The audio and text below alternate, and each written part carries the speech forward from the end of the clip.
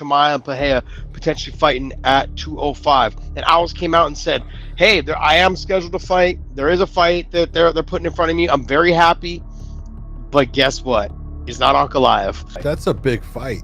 That is. Let's be honest. And you look at it and you go, it's one that people would absolutely get wrapped around.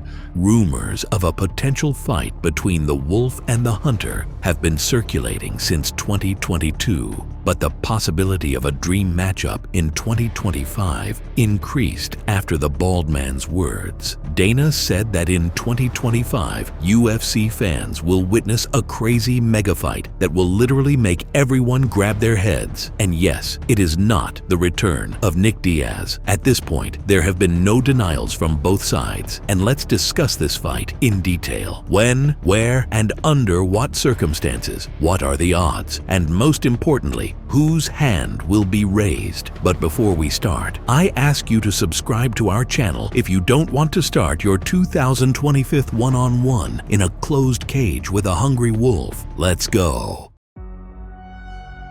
Being the middleweight champion at the time, Alex noted that the only thing Chimaev does lately is talk. But when you talk about Chimaev, he's a kind of guy that seems to be a little lost, talks too much.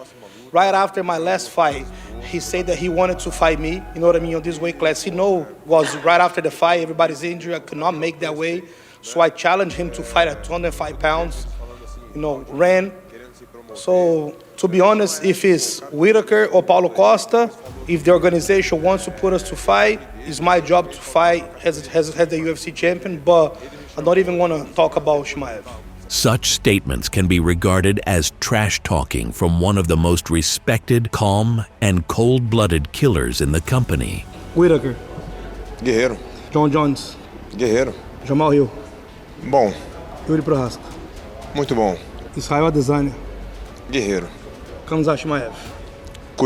Khamzat, in turn, has repeatedly stated that Pereira is a very dangerous striker, but for him, he's easy money and probably the easiest matchup in the UFC. This match for me much easier than other guys, but in striking, I'm honest, I know the guy can knock me out, Yeah, of course. Everyone. I know the guy is good striker, one of the best guy who has hardest punches. But I'm one of the best grappler, best wrestler. Yeah. He's not that. Sure. So it'd be an interesting matchup. Yeah, of course. Yeah, no, of course. There was even more hype around these names than around Belal, but there were no concrete talks because Alex, having lost his belt, went to capture the light heavyweight division while Chimaev was taking over Twitter at that time. But towards the end of 2024, Powhatan hinted that his next fight would not be with Magomed, and the Dagestani once again started punching the air. Despite the fact that Dana likes to shake the air, this fight doesn't seem unrealistic to me for one reason: John Jones. Yeah. Let me explain. The greatest fighter to ever live, ever, is fucking John Jones. That is why Dana will set the stage for Powhatan in the heavyweight division. Bald understands that Ankalaev is a threat to Alex, and if he wins, he will get another boring champion. But if Chimaev wins, Dana can send Alex to Jones' hands, having received a champion that is good for business. No question about it. Think about it. Alex has no one to beat except Magomed, and it's unlikely that Jones would have agreed to fight Tom without a guaranteed Pereira fight. Yes, guys, the bald guy assured us that the fight between John and Tom will definitely take place in 2025, not UFC, but some Game of Thrones. What a statement you just made, my friend. Wow! It is unlikely that this fight will take place before Ramadan, and it is not about Khamzat needing to gain weight, but about the promise given to Alex by the UFC. So I would bet on the International Fight Week. For true martial arts fans, there is no better fight. On the one hand, we have the most terrifying striker in the world, a man who can change a man's destiny with one left hook.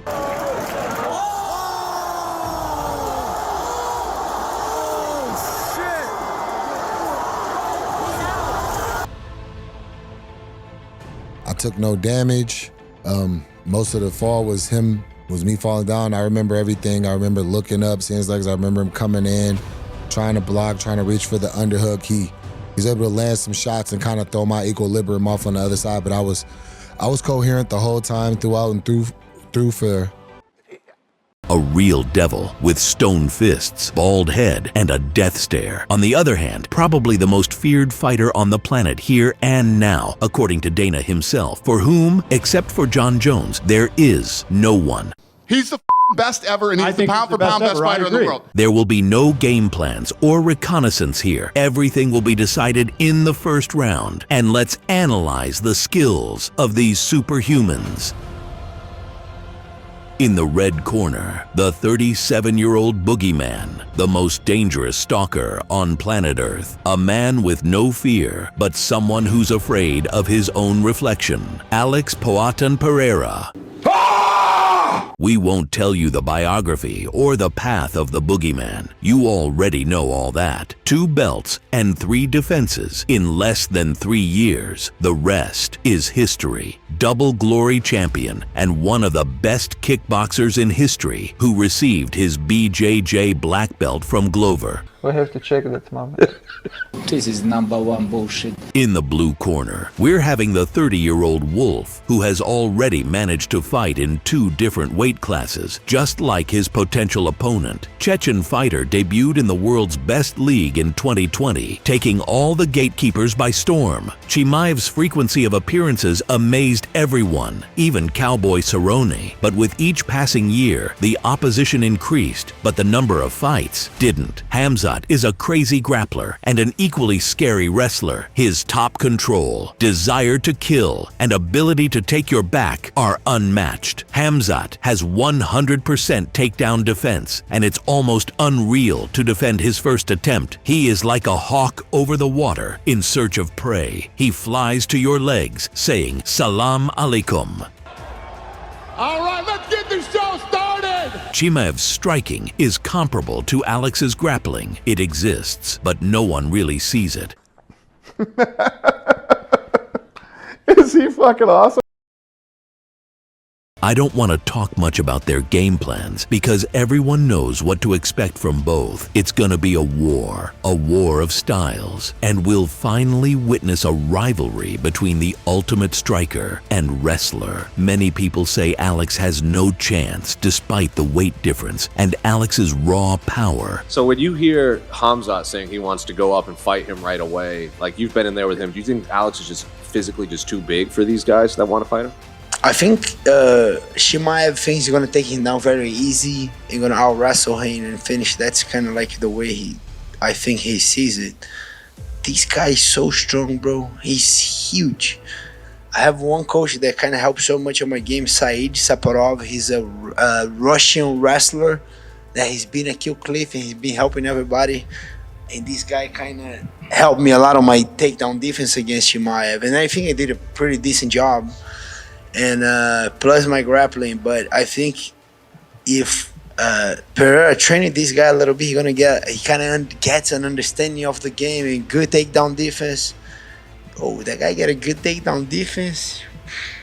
Of course, if Chimaev takes Alex down, everything can end very quickly. But you also have to understand, Khamzat has never fought with someone who can end your existence with just one touch. Unlike Robert, Gilbert, Kamaru, and others, Alex has no wrestling or grappling. No one argues with that, but he has that deadly bow that can send Chimaev back to the mountains. I think that Khamzat will take Alex down even faster than he did to the Reaper, but Alex is really good at defending his back, and his recent fights showed it. Also, we have to mention the weight difference. In a potential 205 fight, Khamzat will gas 2 times faster. It means he has just one attempt to submit Alex. But what happens to Chimaev if Alex somehow survives that first takedown and starts bouncing on his feet? What happens when the first calf kick lands? Chimaev works from both stances, but one kick from Pereira will end his leg.